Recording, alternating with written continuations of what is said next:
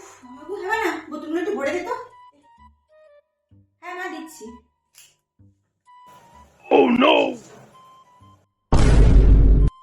একটা কাজ যদি এদেরকে ঠিক করে দিয়া হোক। হ্যাঁ ঠিক আছে, ওরকম হয়ে যায় কখনো কখনো, তাকানোর কিছু হয়নি।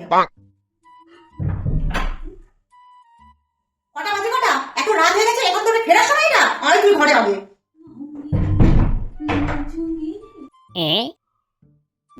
কি হলো? ওর উপরে দেখার কি আছে?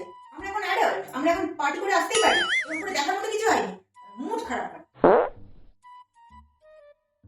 এই যে কি ব্যাপার তোর? কটা বাজে? রাত হয়ে গেছে তো, ঘুমোতে যাবি না নাকি? যা ঘুমোতে যাবে।